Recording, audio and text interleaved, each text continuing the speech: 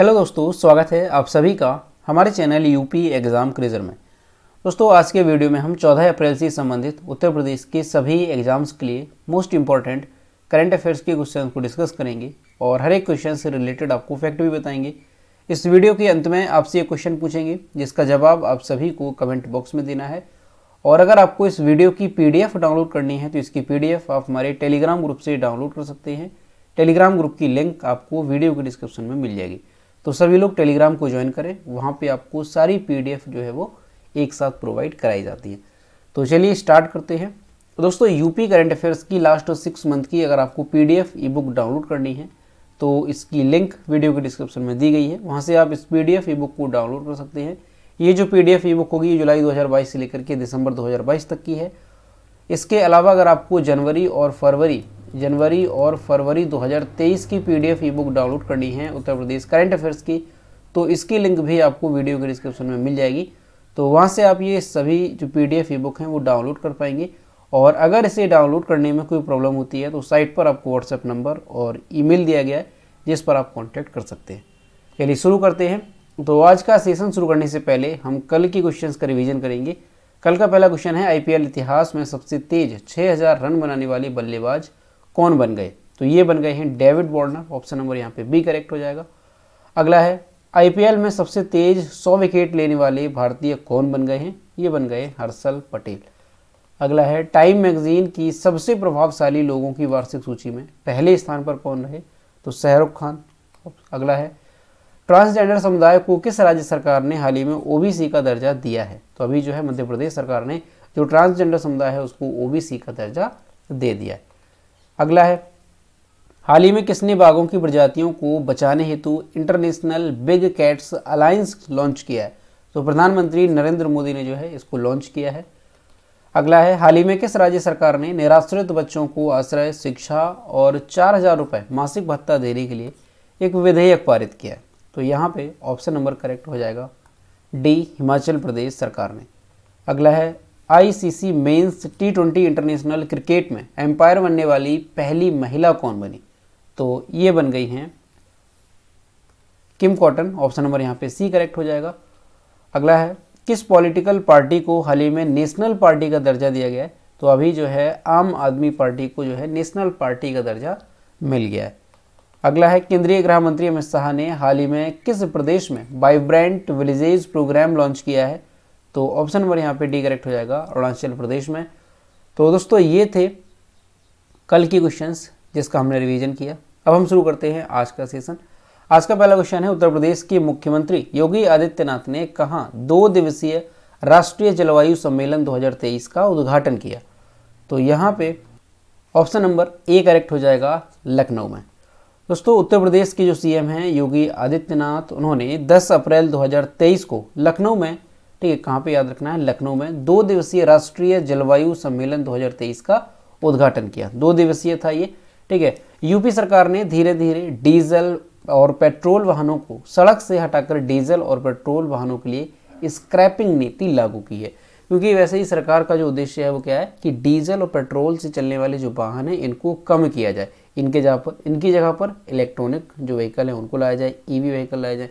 इसके अलावा जो CNG से चलने वाले वाहन हैं उनको लाया जाए, ठीक है, क्योंकि ये जो डीजल और पेट्रोल से चलने वाले वाहन होते हैं ये हमारे पर्यावरण की दृष्टि से जो है क्या होती हैं, खराब होती हैं, क्योंकि पर्यावरण को काफ़ी इससे नुकसान होता है, ठीक है। कार्बन उत्सर्जन भी इससे काफ़ी ज़्यादा होता है। और जो इलेक्ट्रॉनिक वाहन होते हैं उसमें जो है किसी भी तरह का कोई भी पर्यावरण का नुकसान नहीं होता है।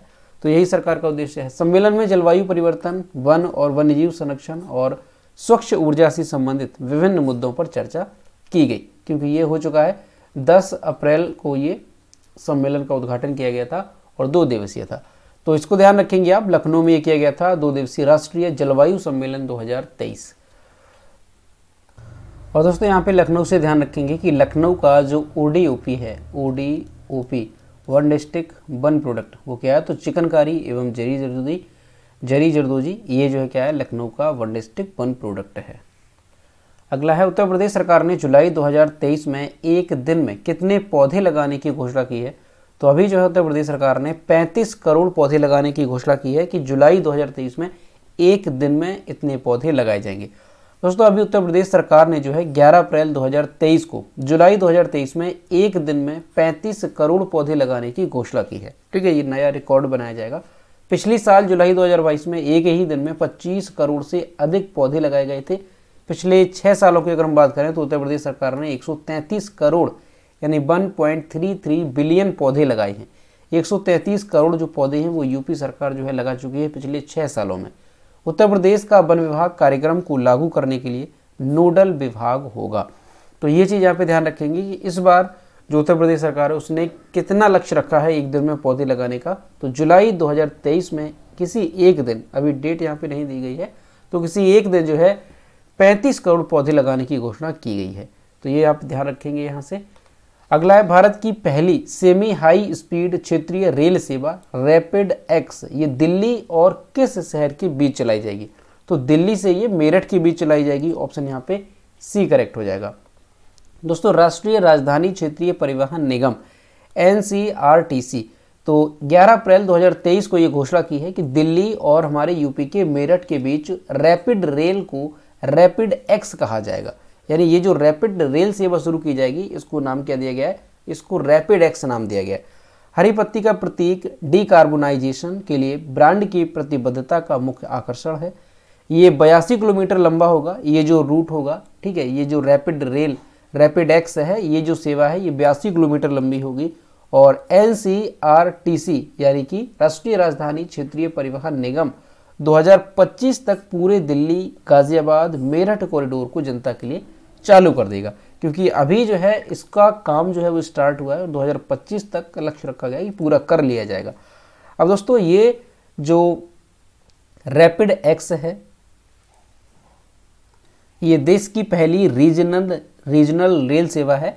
तो इसलिए इंपॉर्टेंट ध्यान रखेंगे, अगर आपसे इसी तरह से भी पूछ लिया जाए कि देश की पहली रीजनल रेल सेवा जो है वो कहाँ से कहाँ तक चलाई गई, तो दिल्ली से मेरठ के बीच। नाम क्या दिया गया? Rapid x. और दोस्तों ये जो है रेल सेवा, इससे किस तरह का लाभ होगा? तो देखिए इससे कई तरह के लाभ है। ये एक अलग तरह की रेल सेवा होगी। ठीक है, पहली बात तो ये है कि ये इको फ्रेंडली होगी। ठीक है, ये जो प्रोजेक्ट है पूरा इको फ्रेंडली होगा। इसके अलावा अगर हम बात करें कि ये जो कॉरिडोर है ये कितने किलोमीटर लंबा है, तो ये 82 किलोमीटर लंबा है। ठीक है, यहाँ से ध्यान रखेंगे 82.15 किलोमीटर ये लंबा है। और इसमें जो है 68.03 किलोमीटर जो है ये क्या होगा? ये होगा एलिवेटेड रूट, और बाकी का जो 14.12 है ये होगा अंडरग्राउंड रूट, क्योंकि जहाँ पे घनी आबादी होगी वहाँ से जो है इसको अंडरग्राउंड किया जाएगा। तो इस तरह से ये जो रैपिड रेल सेवा है ये घनी आबादी से भी गुजरेगी, और घनी आबादी से जब ये गुजरेगी तो उससे ये लाभ होगा कि जो शहर में प्रतिदिन जाम की समस्या है उससे छुटकारा मिल सकेगा। और ऐसा अनुमान लगाया गया है कि प्रतिदिन 1 लाख से ज़्यादा वाहन जो है वो सड़कों पर दिखाई नहीं देंगे।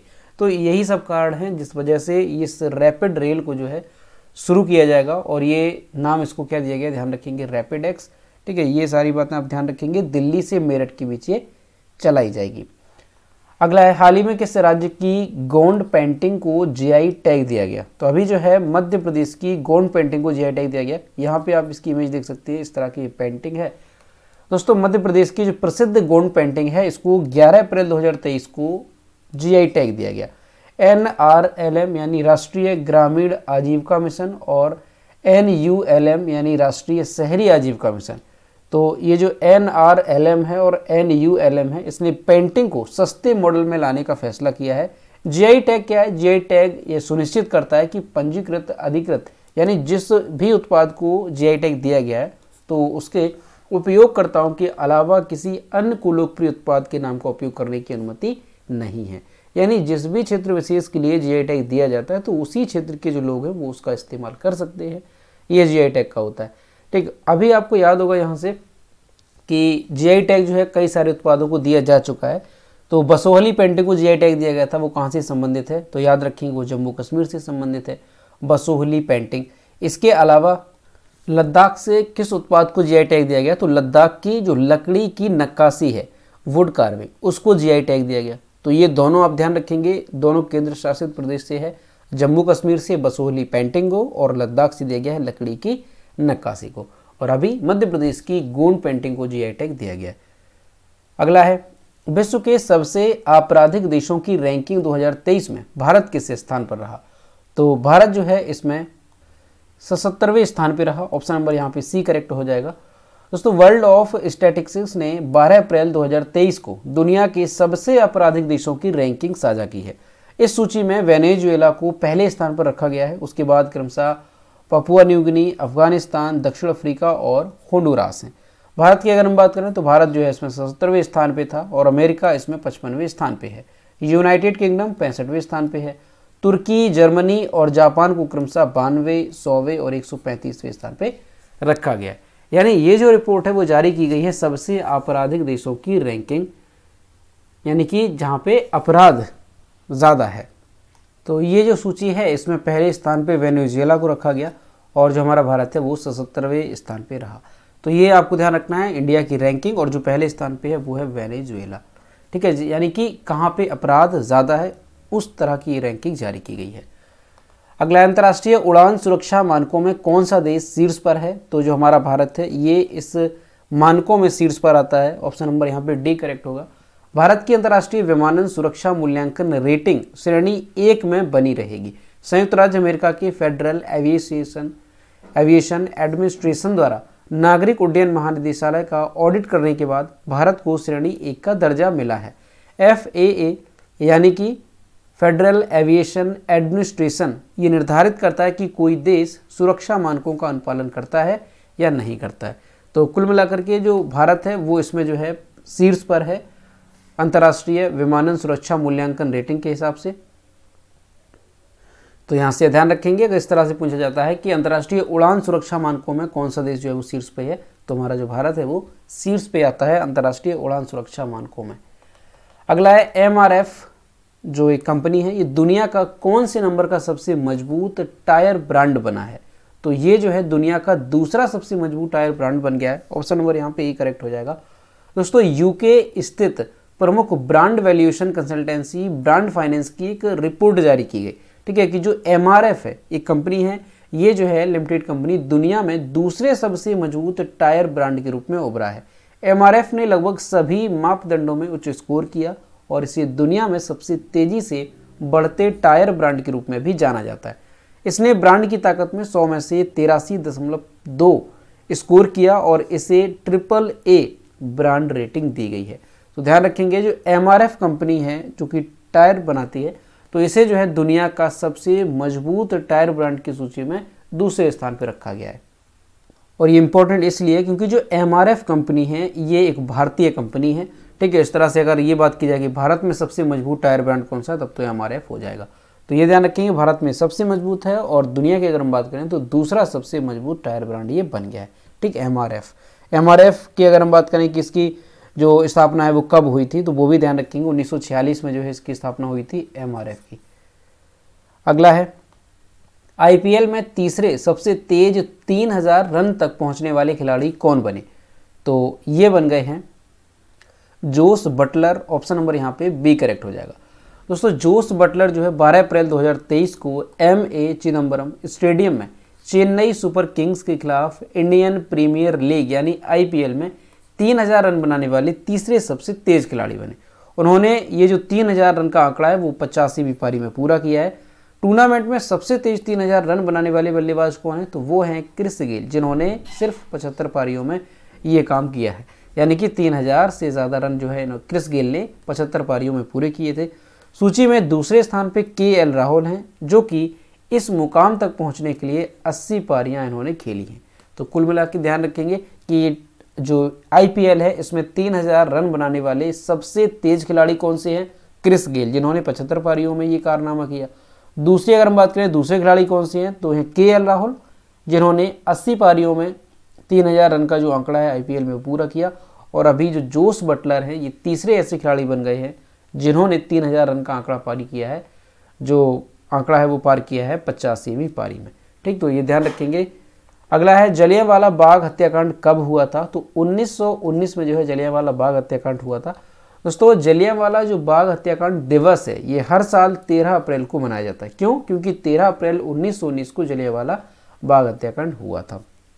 रॉलेट एक्ट और स्वतंत्रता समर्थक कार्यकर्ताओं सफुद्दीन किचलू और सत्यपाल की गिरफ्तारी के विरोध में पंजाब के अमृतसर में जलियांवाला बाग में एक बड़ी शांतिपूर्ण भीड़ जमा हुई थी।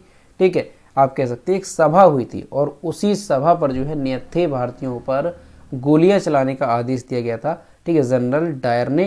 तो इसी वजह से ये जो हत्याकांड है हुआ था यहाँ पे और कई सारे लोगों की यहाँ पर जो है जाने गई थी। ठीक है, 13 अप्रैल 1919 को ये जलियांवाला जो बाग हत्याकांड है वो हुआ था।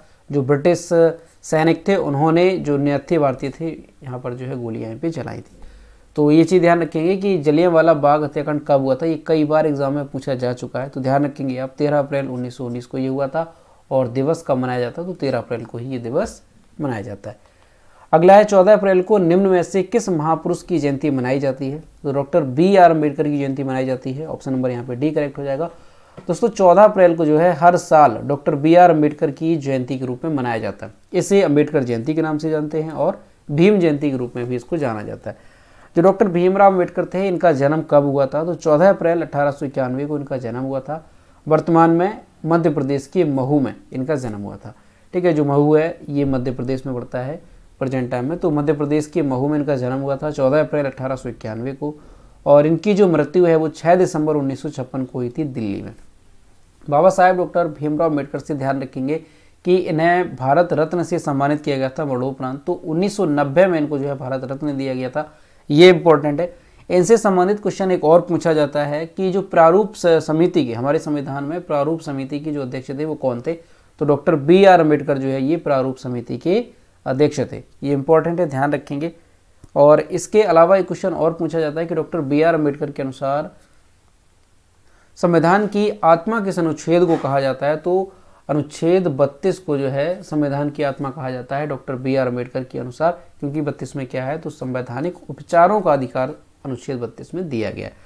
तो ये कुछ क्वेश्चन हैं डॉक्टर BR अम्बेडकर से संबंधित जो कि आपको यहाँ से ध्यान रखने हैं। तो दोस्तों ये थे 14 अप्रैल से संबंधित उत्तर प्रदेश के सभी एग्जाम्स के लिए मोस्ट इंपॉर्टेंट करंट अफेयर के क्वेश्चन जो कि हमने डिस्कस किए। अब हम देखते हैं कल की वीडियो का क्वेश्चन जो हमने आपसे पूछा था। तो ये है कल के वीडियो का क्वेश्चन जो हमने आपसे पूछा था कि किस खिलाड़ी ने T20 क्रिकेट में सर्वाधिक हैट्रिक लेने का रिकॉर्ड बना दिया है। तो यहाँ पे ऑप्शन नंबर C करेक्ट था, राशिद खान। और लगभग सभी स्टूडेंट्स ने इसके सही जवाब किए। और मैं आपसे हर रोज़ कहता हूँ कि जो भी क्वेश्चन आपसे पूछा जाए तो सभी लोग क्वेश्चन का आंसर जरूर किया करो। ये है आज का क्वेश्चन। हाल ही में किस राज्य या केंद्र शासित प्रदेश की वुड कार्विंग को GI टैग दिया गया। यहाँ पर जो भी करेक्ट आंसर है वो आपको कमेंट बॉक्स में देना है और सभी लोग कोशिश करेंगे कि क्वेश्चन का आंसर करें। तो दोस्तों आज का वीडियो कैसा लगा, अगर वीडियो पसंद आया हो तो इसे लाइक करें और इसी तरह के उत्तर प्रदेश करंट अफेयर्स के इंपॉर्टेंट क्वेश्चंस देखने के लिए हमारे चैनल को सब्सक्राइब करना ना भूलें। साथ ही बेल आइकन को भी प्रेस करें ताकि सारी वीडियोज़ की नोटिफिकेशन आप तक पहुँचती रहे। तो मिलते हैं नेक्स्ट वीडियो में। Thank you.